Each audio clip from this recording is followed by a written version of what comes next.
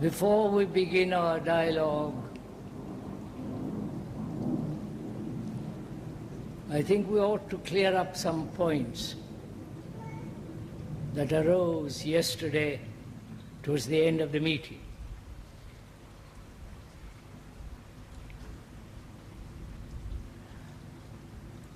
We seem to be blocking ourselves. Some say it is not possible. What you are talking about can never be put in life, in daily life. I've listened to you for 20, 30, 40, 50 years, and nothing has happened. I'm just the same as before. That's a block that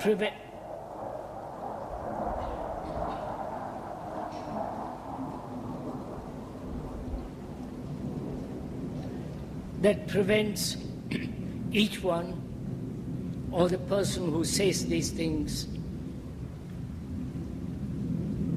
prevents him from investigating himself. He has blocked himself, saying it's not possible. That's obvious. And also, there are those who say, I understand partially. I want to understand the whole before I can do something. Again, that's a block. Again, that prevents your own investigation of yourselves. You are blocking yourself. And there are those who say,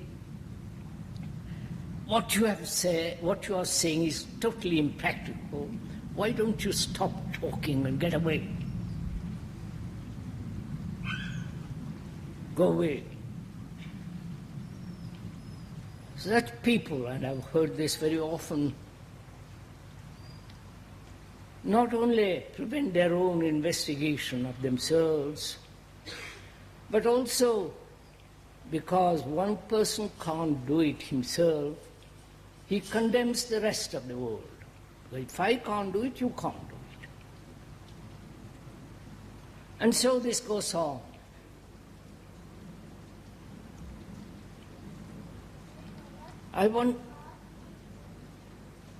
We'll start the discussion. As I said, please, let me talk a little, and then we will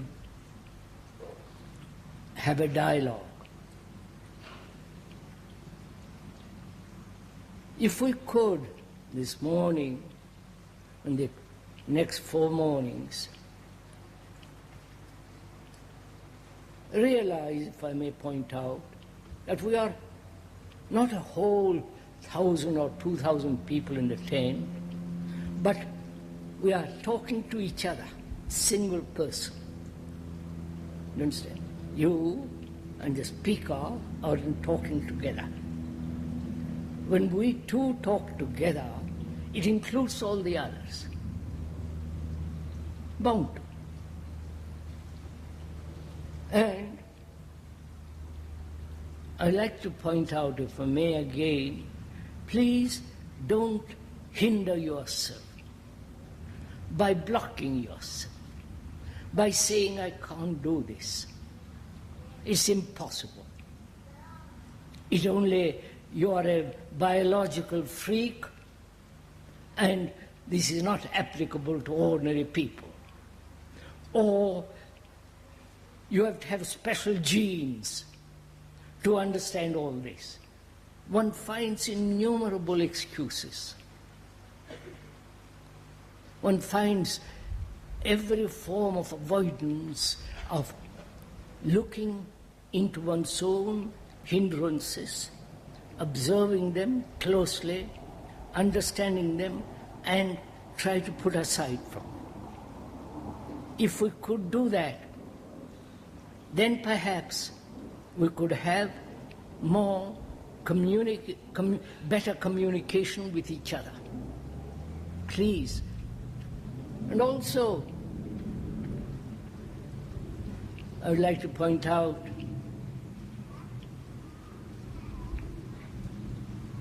I think we don't listen.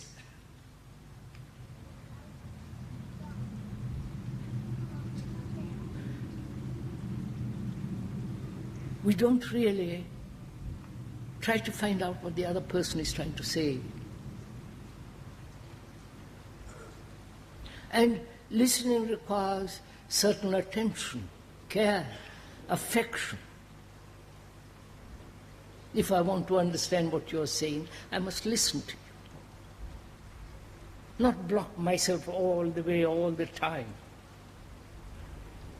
I must care for what you're saying. I must have respect. I must have affection, love.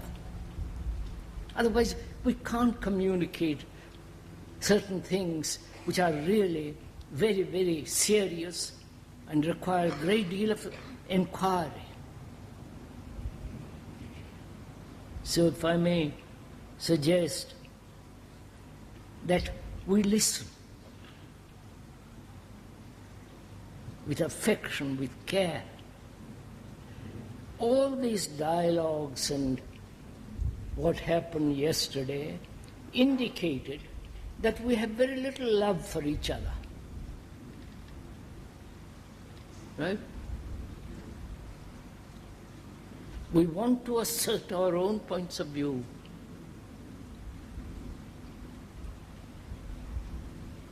We want to exercise our own opinions and dominate our others by our judgments, by our conclusions, by our asserting that we have listened for you so long, why haven't we changed? All that indicates, it seems to me, and I may be wrong, that there is no real love. I'm not blaming anybody, I'm just stating this. Don't ride the high horse. And I think we should go into this question and deeply why we don't listen. All we say is, I've listened, finished. I've already listened to you for 20 years, so over. I'm not going to listen to you anymore. You don't say that to a child, do you? Whom you love. He wants to tell you something. He may be telling it to you 10 times, as I already told you. But next time he says something, you listen. You don't brush him aside. You're not impatient. You love that child. And I think in all these discussions and dialogues and talks, we are missing that essential perfume.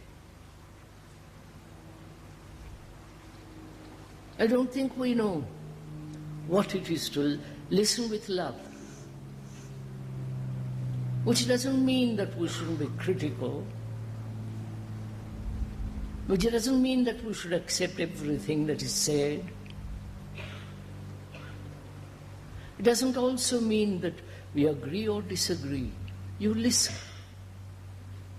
Listen with care, with affection, with sense of communication with each other.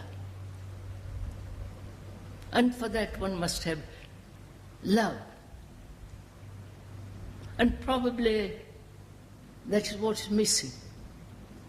We're all too terribly intellectual, or too romantic, or too sentimental. All that denies love.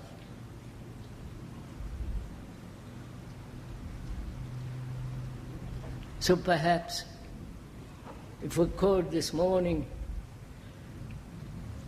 have a dialogue of whatever you want, whatever subject you want, bearing in mind that without this quality of affection, care, love and compassion,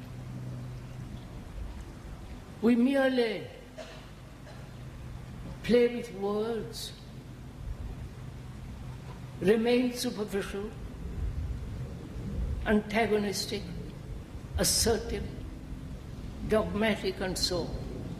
It remains merely verbal, it has no depth, no quality, no perfume.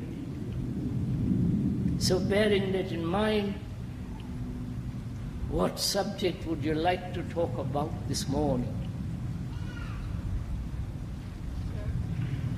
Continue with our discussion yesterday of action and of how to deal with mental and physical disabilities. Could you go into again yesterday, as we began yesterday in question and answer, could we discuss action?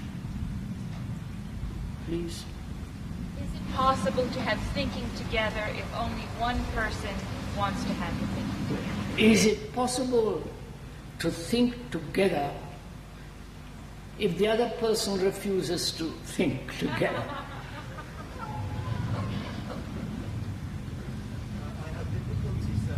I have difficulty in understanding what you mean by registration. In English, we use the word meaning to become aware of something, as in registering an impression, registering discomfort. But you seem to use it as classifying or as recording. Would you go into that? Would you go into the whole question of what you mean by registration? To register something, to remember something, to acknowledge, like a tape on which you register, right? Could we go into that?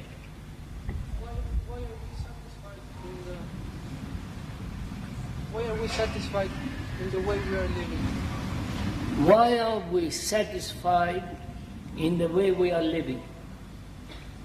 What is the relationship or the difference between the nature of thought and the mechanics of thinking? One thought, in my view, appears to follow the other, even for no special reason, and the movement of thought can be violent, even if the content of the thought is neutral or positive. I have not quite understood it, sir. What, with somebody... Well, I'm interested in the mechanics of thinking and in the difference or relationship between that and the thought itself. Because you would like to examine the whole structure of thought? not the structure of thought itself, but the mechanics of thinking, doing. That's we are using the word perhaps differently. We'll use the word. The mechanics of thinking. Because I noticed that it is possible to have a neutral or positive thought, but the mechanic of this thought, of this thinking, is not functioning very well. You understand my thought?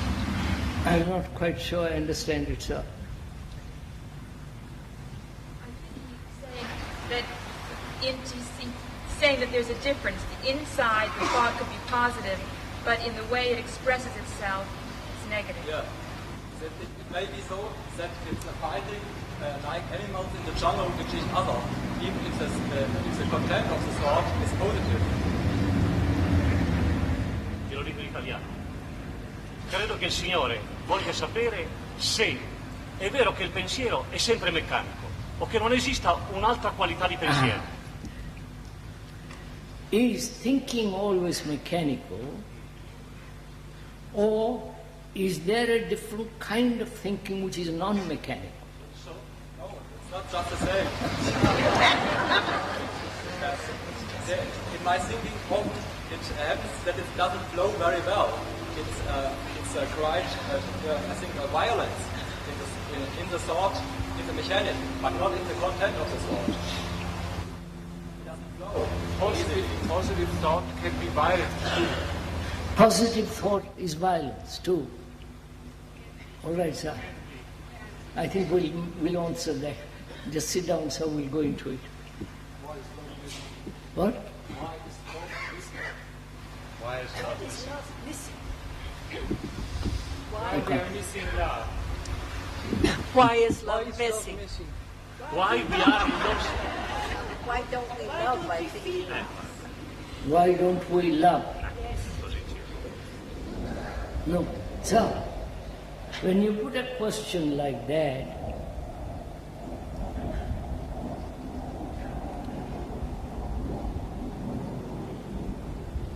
Or you're saying, why don't I love? Not why don't we love? Why isn't there love in my heart or in my being? Would that be right, sir? Right. Any other question? You said that thought is limited as a tool, and yet when we look around, thought has conquered the whole of humanity. I would like you to elaborate on that, please. You say thought is limited, but every action is based on thought. All the activities, social, economic, religious, personal, is based on thought. And it has conquered the whole of humanity. And it is the common factor of whole humanity. So, it has conquered the whole world. All right, sir. I'm still interested in how I'm blocking myself. Yes, sir. The gentleman says he's still interested in that question, where he's had an accident, it has affected his whole nervous system, and therefore his brain and his activity of life.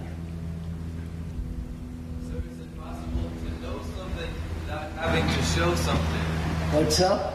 Is it possible, sir, to know something without having to show something? Is it possible to know something without having to show something? Is it possible to learn something, No. know something, without Having to show. Without having to demonstrate it. Is it possible to know something without Having to show something. having so having Acting it out. Acting it out.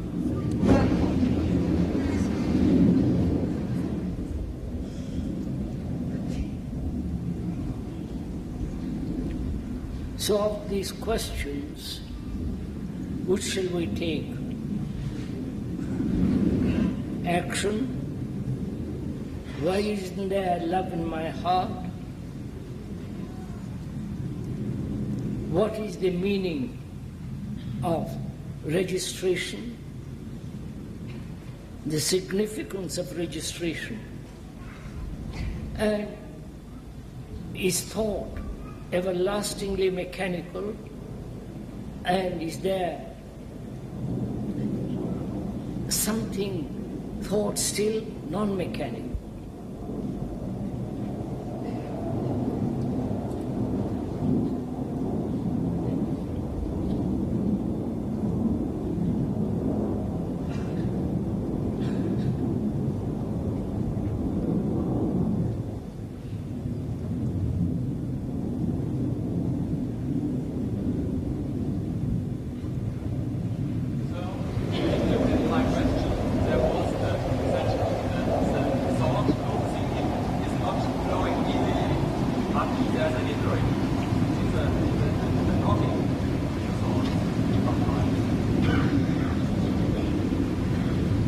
Wanted to know about action. So which of these questions, if we take them all together, which is the central question in all these? Would answer the others, I think. Could we go into this question, why is it that we human beings have no sense of love? Should perhaps, if we could go into that very deeply, again together, please, not I talk and you listen, but together. Then perhaps in the investigation of that, we'll be able to find out what is thinking, what place has thinking, whether it is mechanical or non-mechanical, whether and why the mind is always registering incidents, accidents, hurts, all the experiences of man stored up, and what is action that will be so complete it won't leave a mark of misery, confusion. Could we, by taking this one question, which is, what is love? Why don't we love? Could we, is that would be all right? Yes. No, don't please, I don't mind. Do you want to discuss that? Yes? Yes.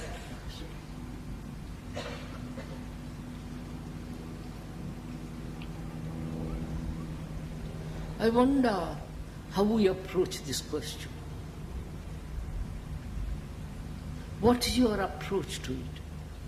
You understand my question? How do you come to find out? What's the meaning of love? Why you, as a human being, have not this perfume, this quality that perhaps may answer all the other questions in life. Now, what is your approach to it? How do you come to investigate that problem? Or it may not be possible to investigate that, but one can find out what may hinder it. You understand? What may prevent this extraordinary thing that man seems to be longing for and doesn't seem to get it, have it. Could we do that? So what is your approach to it? You understand my question? Because how you approach a problem is really important. Not the problem itself so much, but how you come to it, how you look at it, what is your intention, and all that.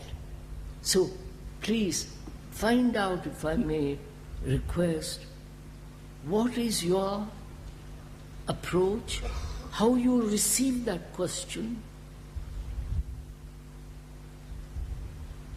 whether your mind is romantic,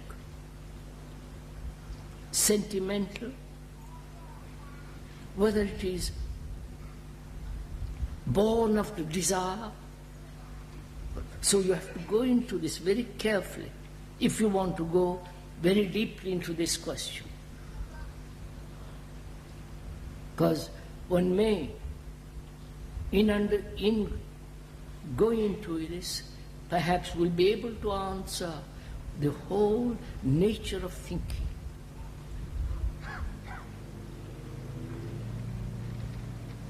Right? So are we clear? How will you approach it? Each one of us. Or have you certain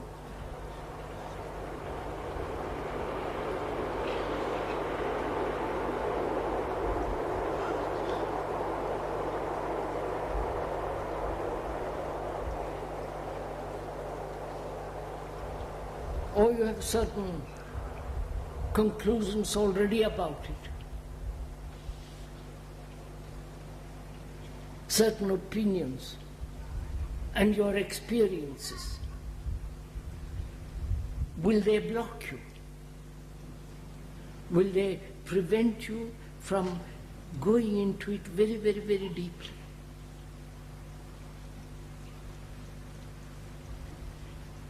Right? So please, we are talking together, not to each one together. You understand? The speaker is talking to you personally. You. So what is your approach? Are you aware of your approach and how you approach it? Are you aware of your prejudice, your images about it, your conclusions about it, or what people have said about it? Can you put all that aside and try to find out?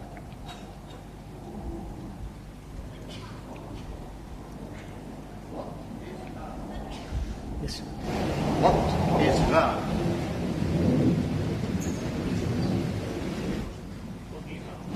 What is love? That we are going to find out, sir. That's what we are doing.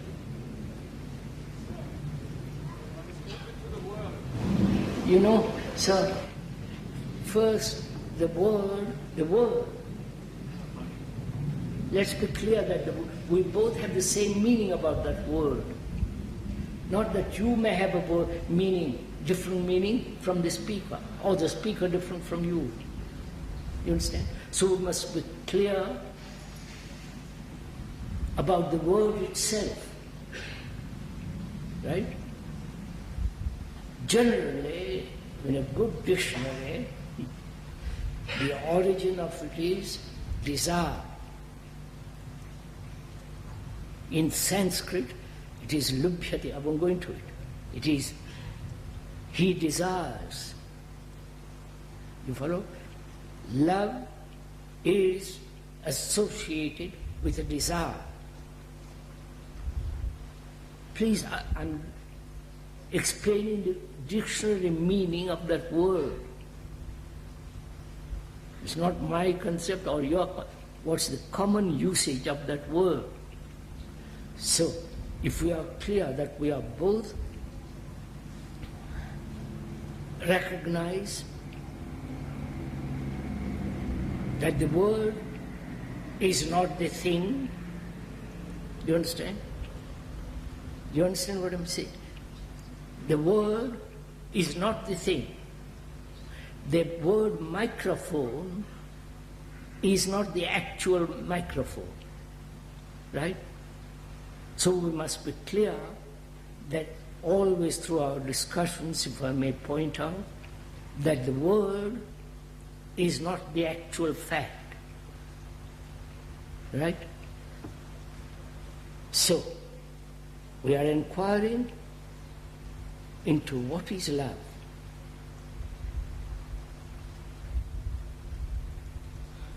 We say that a child, a baby, loves his mother because he needs her milk and her affect. So, in this case, we say love is a fact of necessity. Love is necessity.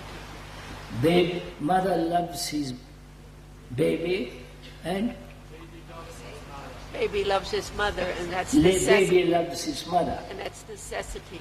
Huh? That's necessity for the baby to eat. In that case, Mother loves the baby loves the mother, and that's a necessity. Right? Is that so? You make a statement, you don't investigate it. Is that so? The animals love their babies. The most lowest form of life, manifestation of life, loves its young. And this is the movement from the animal to the man. And is that love? Well, I'm not saying it is not or it is. Or is it the instinct from the animal carried on through the human? And please follow it step by step. And attachment, the animal brings up the baby, its cubs, for up to a certain age and then forgets about them. Right? They're gone from the nest. With a human, there is tremendous care for till they are 3, 4, 5, nursing them, looking after them, cleaning them, cuddling them, holding them. That is, if you love that baby, which most people don't. It becomes a plaything. Or they have not the occasion, not the time. And after they send them off to school, to a boarding house, boarding school, and so on, gradually push them away. Right? And we're asking, I'm not saying it is or it's not, is that love? I know the mothers will say, how can you say such a thing? And we are questioning, we are inquiring, we're not saying yes or no. Because we are thinking, observing together to find out for ourselves what is this nature, the beauty, the quality, the extraordinary thing called love. If a mother and the parents love their baby, look after them, you follow? Then there would be no wars. Right? Right? There would be right kind of education. There would be right kind of society.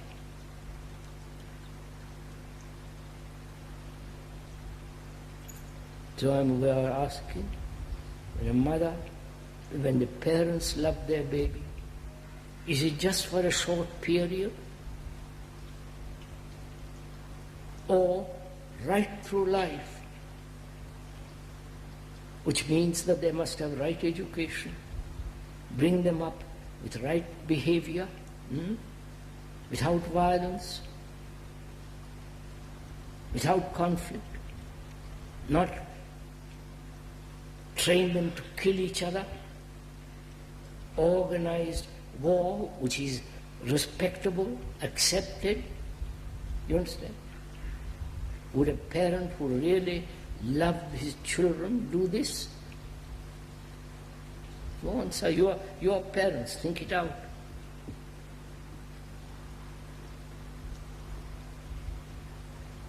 Right? What's up? There's a moment where separation comes in. The moment there is separation, the mother, the father separate themselves from their children, right? And the children go off.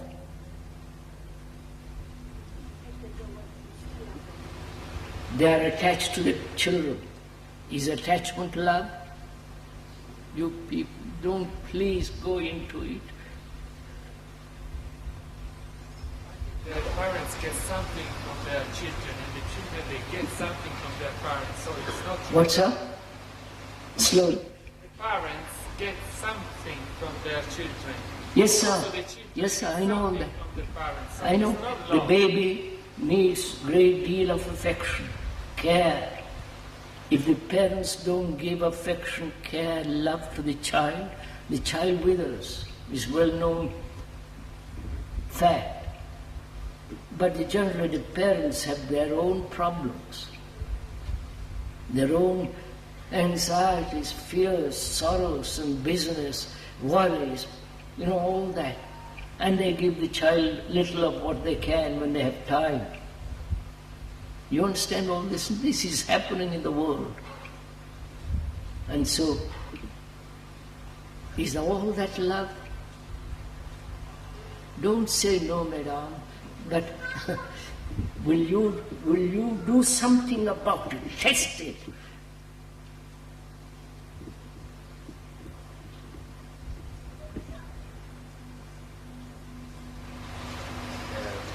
I think we should approach it a little bit negatively, like what is not love. We are doing that, so we have just done it. And you look at the whole thing, that's one of the ways of approaching it. It's a time, space, and the whole human, animal, and human evolution. Yes, sir. We'll come to it, sir. Slowly, slowly. I think the parent even defends itself against the child. Of course, sir, that always happens. You follow? The parents are against the child. And the child becomes, what's happening in the world. For God's sake, look at it.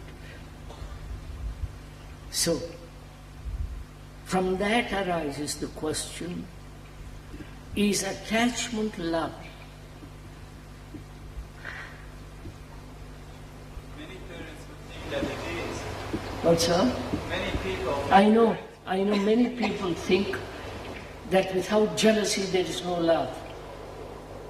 If you don't struggle, fight,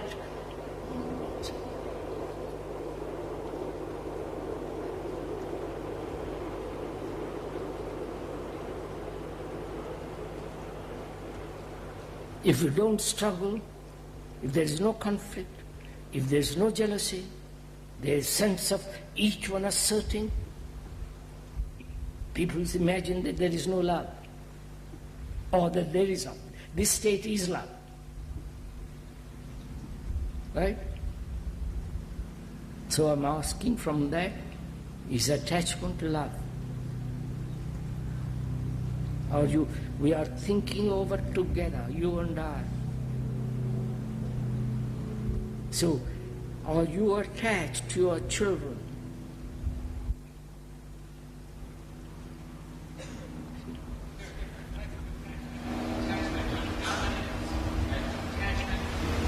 Communion. There's a difference there. In other words, is there a care and an affection that makes you attracted to somebody else on a communion level as opposed to an attachment that you are dominating and your ideas have to be met by the other person? Is there a difference there? Can you be attached and understand that attachment? When you dominate your children, or your wife, or your husband, or your girl or boy, when you possess them, hold them, that they are mine. Is that love? So when we ask that question, is that love? When you say no, it's not, you mean it's not in you. You understand? You are free of it, not just verbally saying yes or no. So that's why I asked at the beginning, if I may point out, unless we do this actively, aware that it is so in us, and being aware, look at it, go into it, search out why human beings hold on to this attachment. Were you attached? This husband, wife, furniture, book, belief, doesn't matter, attachment. And will that, if you are attached to one thing and another is attached to another, there is division. You understand? And is this division love? Please go into it.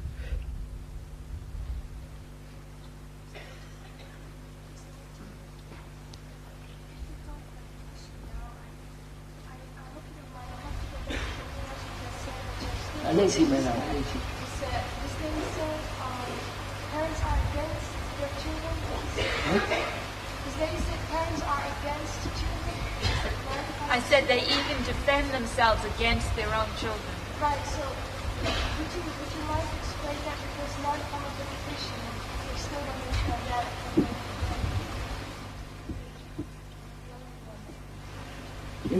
Madam, we read newspapers, magazines, and social workers and all those, they are saying, after a great deal of attention, after a great deal of study, that unless parents really love their children, really love them, have time with them, spend their energy with them, the children either generally die, the babies, or mentally psychologically they are warped. And this lady was pointing out that some parents are opposed to their children. There are. They beat them, they force them, they do all kinds of things to them.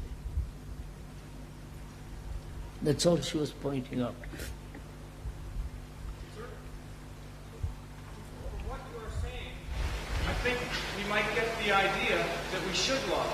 I think most of us have the idea very strongly that we should love. And most of us are very afraid that we don't love. And perhaps that is the barrier. Yes, sir. The speaker is not saying that you should love.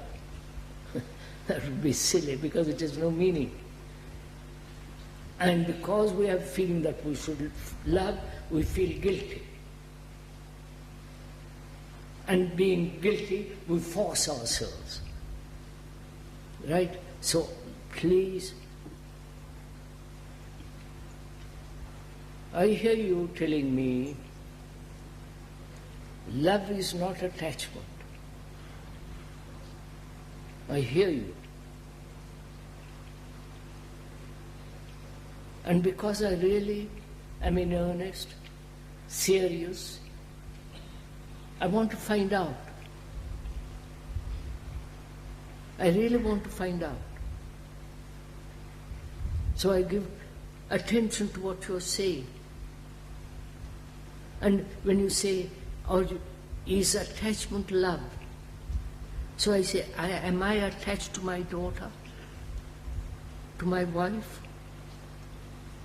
I investigate in myself. You understand? I say, am I? And if I am not attached, will I become irresponsible? You understand? I have so far said, as long as I am attached to this person, I am responsible. I have to look after, I have to care, I have to earn money and, together, because I am attached to her. She's mine, I must protect her. And you are telling me, asking me, is that love? And I begin to inquire. And I say, if I am detached, will I neglect my responsibility? Do you understand? Will I be indifferent? Will I get bored and chase another person? You follow? So I am looking at it both. Whether attachment is love, in attachment there is fear. I know, I feel it. In attachment I must possess. I can't let her go or him. Because in attachment I find security. And you come and tell me or ask me, because I'm listening to you. I care for what you say. You have gone into it, you have searched out. You may be wrong, you may be right, but I want to find out. So I examine and I say, what happens if I'm not attached? I get frightened. Aren't you? I get frightened. And that very fear makes me more attached. So, I have to face the fear and say, if I can go into it and see what is implied in it, then I can say, well, all right. I see the danger of attachment, but what then? You follow? I'm not attached. Do I live in a vacuum? Well, all people around me are attached. Am I antisocial? You understand? Go into it with me as I'm doing it. So, My inquiry in listening to you is I want to find out what love is.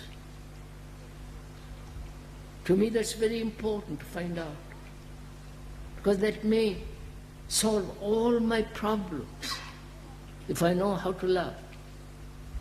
Right? It may. Everything has failed. I've tried gurus, I've tried everything, but nothing has come, nothing has resolved, nothing has created something new in my life. So I'm listening to you very earnestly, carefully, with affection. So I say, I understand that love is not attachment. Understand in this sense, I've seen it. Not verbally, in action. I said, all right, my girl, I'm not attached to you. Oh boy, I'm watching it. You understand? I see the danger. And therefore, I'm holding it.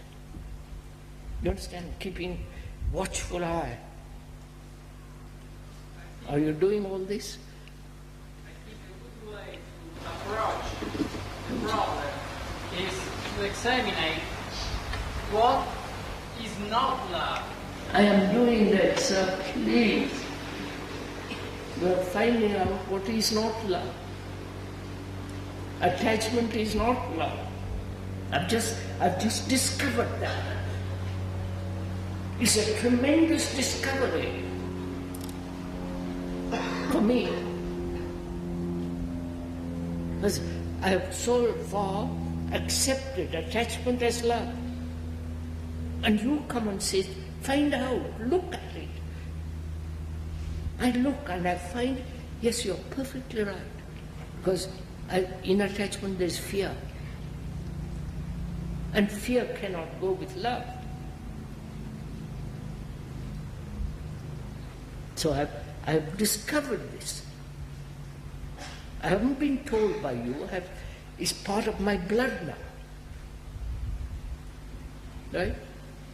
Are you doing this with me? Or are you just verbally playing around?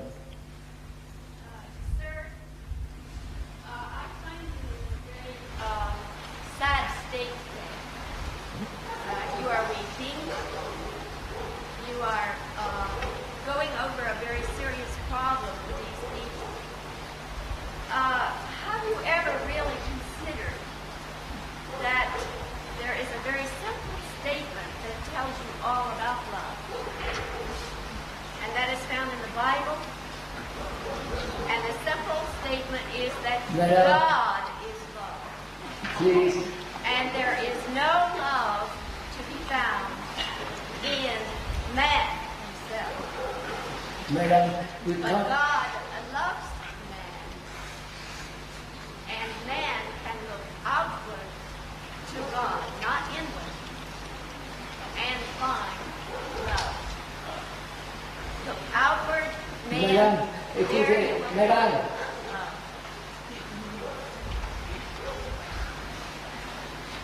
if you make your question very short, then it will be possible to answer. But if you make a long speech, it will be impossible to understand, even verbally. So we are, through negation of what is not love, finding it out. You understand? Negation. Attachment is not. But with attachment I have felt responsible. But also if I am not attached, will I be irresponsible? You understand? So I have to find out in action, not just verbally. I say, I see, I am attached, I am not. I see the dangers of attachment, I fear, and I understand the nature of fear, and I say, all right. Now, am I responsible, being free from attachment? Is then, I'm asking, is responsibility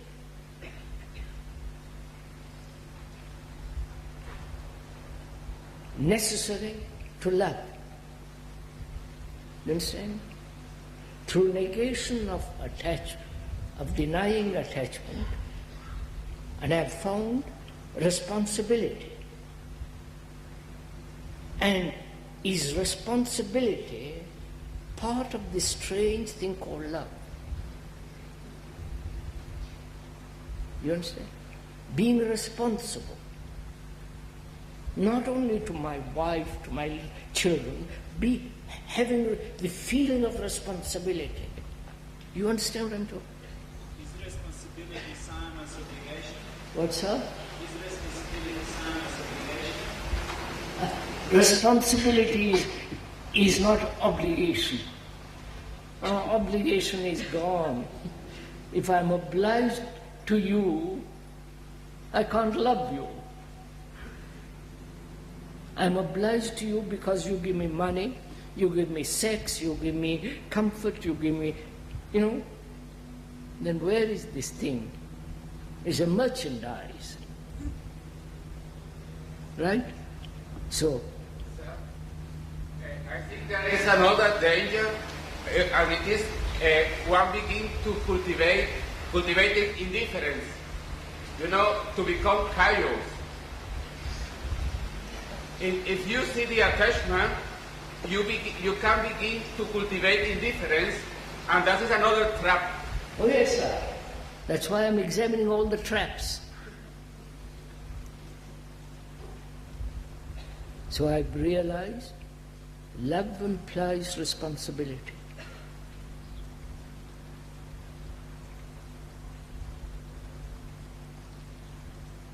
Go a little further. Which is to be able to respond.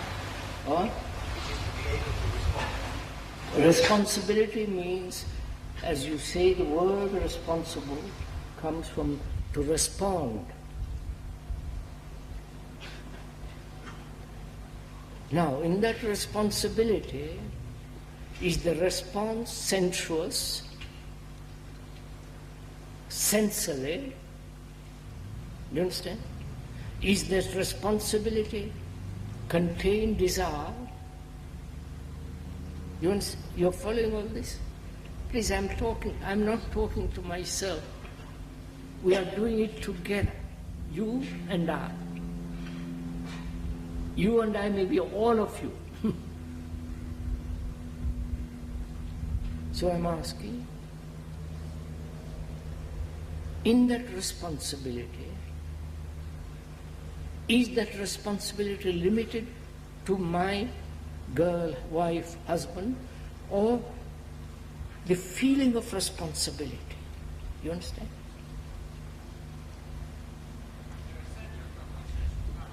Is there a center from which this responsibility comes into being? It is not. I examined it, sir. I'm attached. In that attachment, I have felt responsible.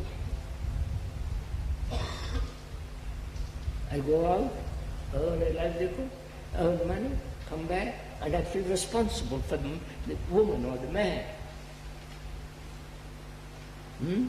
And in that responsibility, there is attachment, fear. And you point out to me, fear and love can't go together. You see, you're so clear. And that's quite right. So I'm saying, is responsibility just to those few, or responsibility to the responsible for all human beings? You understand? Is love, follow this, is love this total feeling of responsibility?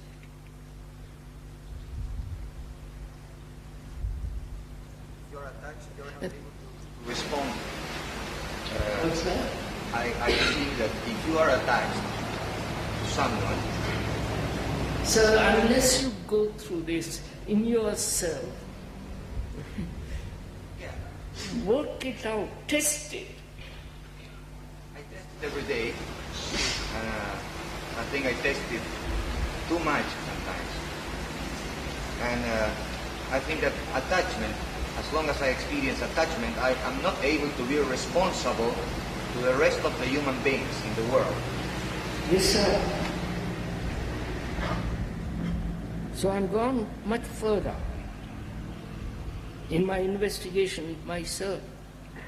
I hope you are doing the same thing, which is, do I feel responsible not only for the few with whom I am associated, or is there the feeling of total responsibility for the earth, for the trees, for the mountains, for the water, for other human beings? You follow? Total feeling. And is that love? Don't say yes or no unless you do it.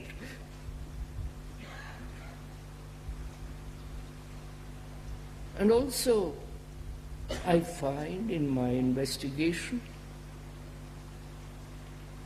that I like to possess. I like to belong to somebody.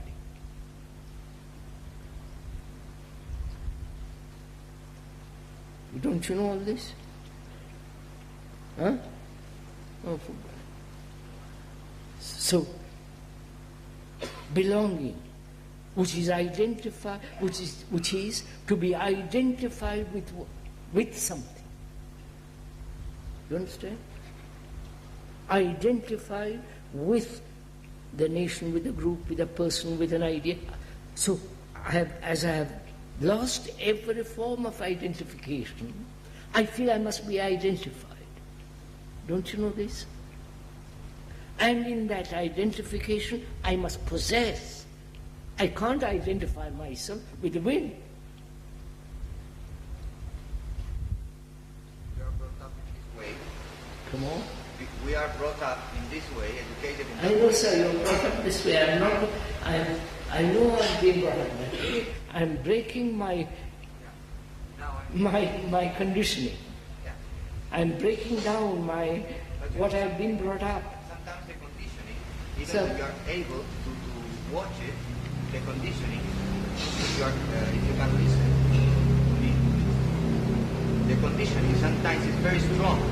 So you are able to watch it, you are able to be aware of it, but the conditioning is very, very strong. Yes, I'm being aware. I'm aware that I want to possess. And in that possession, there is domination. And possession and domination does that contain love? You understand? So I discover it does not. So I will not possess. You understand? I can't possess.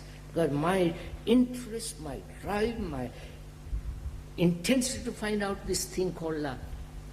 So I have found attachment is not love. Possession is not love. Nor the instinct which has been derived from the animal till now to the human, saying the mother and the parent, I love my baby, and then neglect them for the rest of their life. Right? That's not love.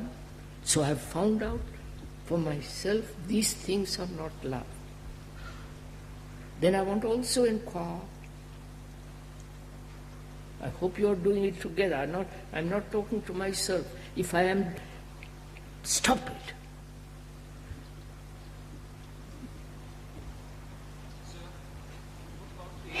Attachment to the idea of independence, which is the other side of the coin. What's that? Aren't we often attached also to the idea that we should be independent, not attached? Yes, this sir. often creates problems also. Yes, sir. That means attached to the image you have about the parents. Come on, so this is all simple enough. So is jealousy love? You understand? You say, no, it's not. But I'm jealous. So my saying, no, it's not, has no meaning. So I have to say, why? Why am I jealous? Go into it, look at it. Why am I jealous?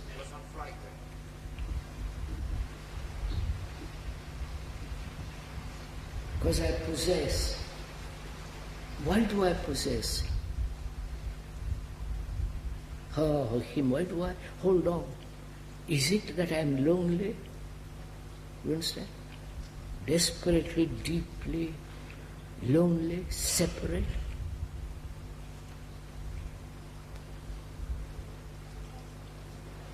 I think love is a sort of intense perception of life.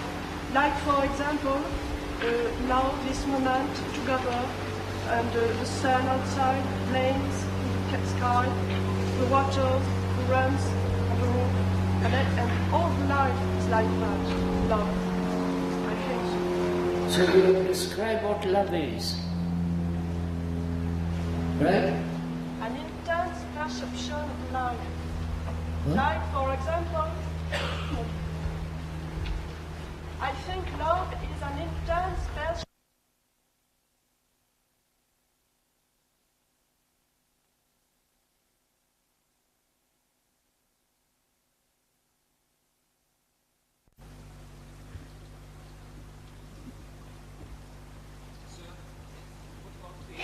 Attachment to the idea of independence, which is the other side of the coin. What's that? Aren't we often attached also to the idea that we should be independent, not attached? Yes, This sir. often creates problems also. Yes, sir. That means attached to the image you have about the parents. Come on, so this is all simple enough. So is jealousy love? You understand? Oh, you say no, it's not, but I'm jealous. So my saying no, it's not has no meaning. So I have to say why. Why am I jealous?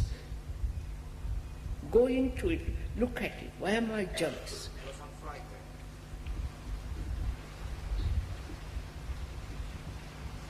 Because I possess. Why do I possess her or him? Why do I hold on? Is it that I am lonely? You understand? Desperately, deeply lonely, separate.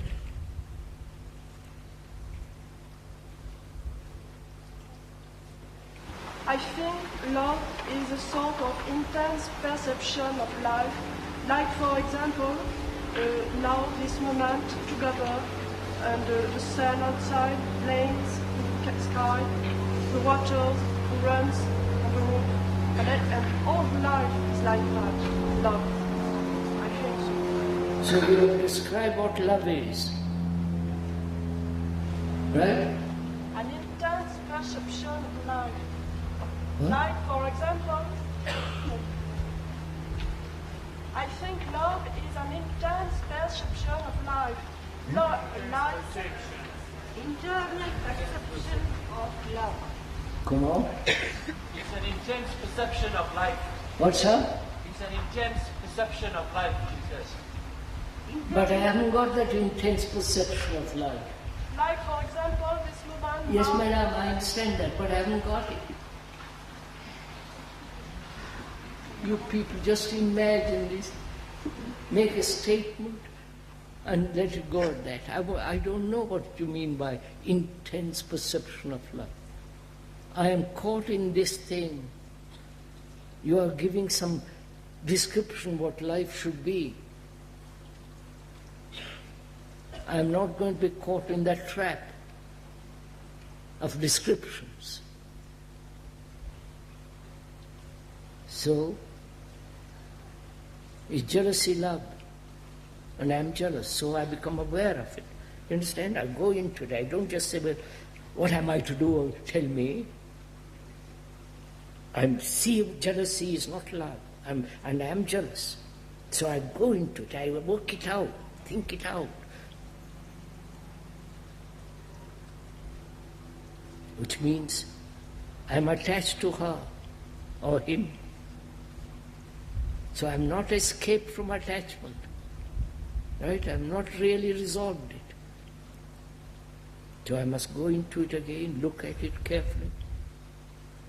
And because my intention, my whole search is to find out this perfume. So I put that aside. Then I see that I have my ambitions, my beliefs, my dogmatism, me first and her second, right? And she first and me second. And I say, is that love? Which means is there, when there is separation between that and this, is that love? So don't say no, go into it, look at it.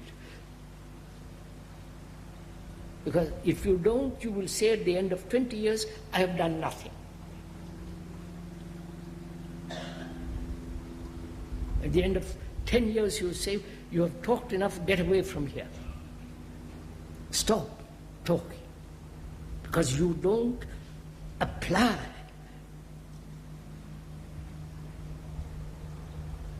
This is the only difficulty. We don't apply. Apply, I'm doing it now for you. But I have the impression to apply myself. But there is something else that I don't know. Then that prevent me, sir. Then prevent me to deeply see all these things and not intellectually only. Then find out what is impeding you. Go into it. Don't say, I don't know, and then give it up. Find out. What is the barrier? Is it laziness? Is it acceptance of things as they are, not to be disturbed?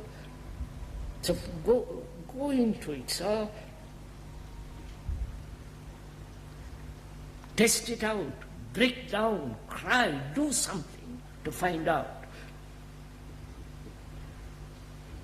At the end of it, don't say, I've listened to you for 20 years or 52 years and I haven't changed. It is not my fault, it's your fault. Don't put the blame on me.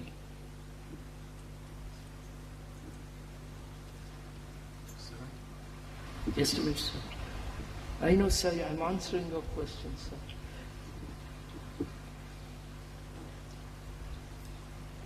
So I've discovered attachment in any form is not love. Jealousy is not love. Possession is not love. Me and her, fulfilling my desires in her, or she in me. So desire, go into it carefully. Desire is not love. Right? You don't accept it, you won't see this. Desire. Sexual desires, desire for comfort, desire for various forms of encouragement, desire. Is desire love? Don't say no. Because I am desiring that woman or that man. I desire to be a big politician or a guru, or I desire enlightenment. I desire to become better. I desire to overcome this, enter into something else. All this movement of desire, the becoming, the fulfilling, is that love? So what shall we do with it? I'm telling you, sir, look at it. Investigate desire. Desire. Why is the mind, which is the result of the senses, you follow? You understand this? the senses. So the response of the senses with its desires, is that love? You follow? So please follow all this. I'm investigating all this so that towards the end I begin to see that everything that thought has created or desire around this world is not love, right? And in the perception of that, intelligence is taking place, right? Right, sir? No, sir. Love is not the same as understanding. Love is something totally different. You see, I'm describing a new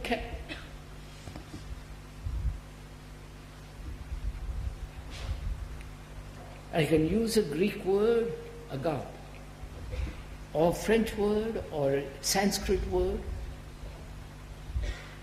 but it won't convey the thing. A description in Sanskrit, I can't tell you.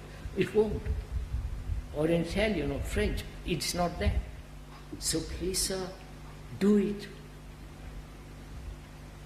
Sir, you talk about love. I don't talk about love. I am talking about the barriers, the things that prevent this thing taking place. I'm being prevented from this thing taking place by my blockage. You've told me that, sir. Right now, what shall I do with it? I mean, I want to love. That's what I want to love. The very desire to want to love is the denial of love. So how shall I get rid of the desire? I'm not saying you should get rid of anything. I'm just pointing out how to investigate desire, to look at it. All right, I'll show it to you, sir. I desire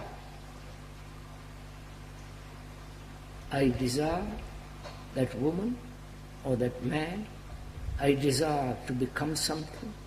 I desire to be very healthy. I desire a better life, more money. I desire. And what is this constant urge, right?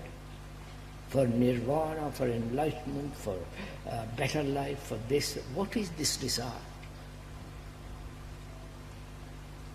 Please, I am not talking to myself. I can do this anywhere. So, in order for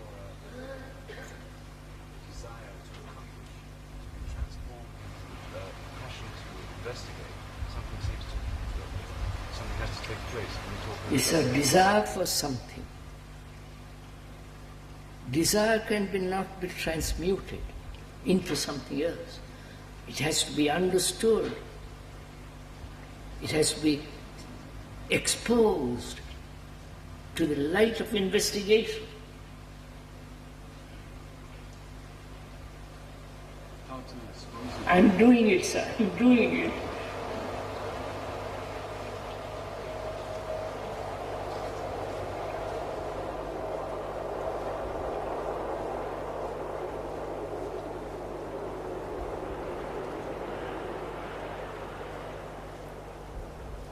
I went into this carefully the other day. What is the movement of desire? The response of the senses, right? The response, I see something, blue shirt, I want that blue shirt. Response of seeing, the response, contact, sensation. Then thought comes in and says, I like to have that shirt. So thought, when it takes over, the response of the senses creates desire. Watch it and you test it out. I want the tension that you're getting, sir. I see that desire. So I'm left with this, sir. I see love is not desire. It's a great thing to find out for oneself. And if love is not desire, then what is love? You understand? Love is not mere attachment to the baby. Love is not attachment in any form. Love is not jealousy. Love is not me and my ambition, my fulfillment, my becoming, and you also becoming. This constant division, that's not love. Nor desire, nor pleasure, right? The fulfillment of desire, which is pleasure. That's not love. So I found out what love is. It's none of these things. And have I understood these elements and be free of them? Or just I say, well, I understand intellectually, I understand verbally, but help me to go deeper. I can't. You have to do it yourself. How to do it, sir? I'm doing it, sir. Sit down, sir, please. I prefer to stand. All right, sir. Sit down there, sir. Thank you.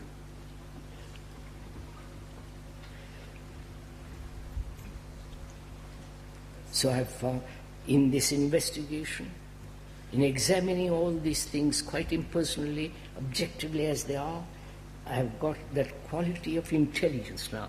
You understand? It's born out of this investigation, it's born out of this seeing the truth of each thing, right? And therefore out of that there is intelligence. So, I'm asking, is this intelligence necessary for love? I'm using the word intelligence, not intellect, not the cunning, twisting subtleties of the intellect, the verbal play, but totally different. The seeing and the doing. The seeing attachment is dangerous, and the doing of it, which is the ending of it, that is intelligence.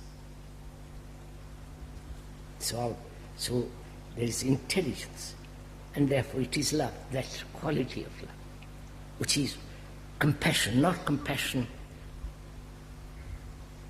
as an idea, a thing that's in one's heart, burning, alive. And compassion, love and intelligence go together. Without intelligence you can't have compassion. This intelligence of Champa.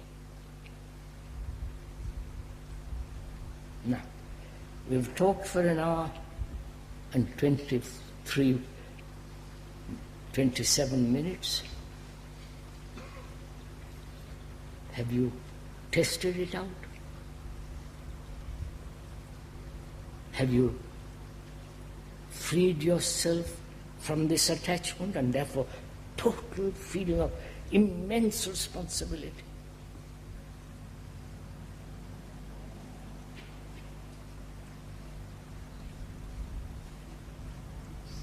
Or will you say, just a minute, sir, or will you say day after tomorrow, I've listened to you, nothing has happened? That very statement indicates that you have not investigated yourself,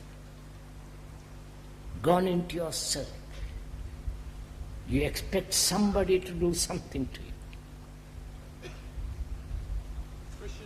That may not be quite the case. It may be that I've listened to what you're saying and feel now I want to try and test it out. Test it out. No. Do it as we are talking. Don't wait till after tomorrow. Sir, as I reject every attachment or desire, I feel tremendous empty in myself. So I can't see any intelligence. So, emptiness. What does that mean? Lonely? Separate? Isolated? A sense of being cut off, not having any kind of relationship with another. Is the result of drugs.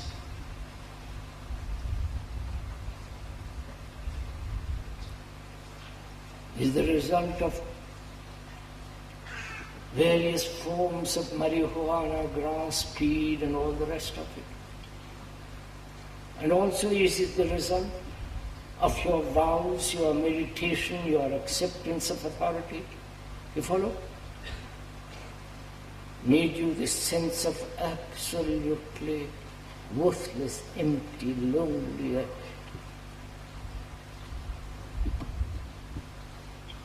So at the end of an hour and a half nearly, have you got this quality of love and compassion?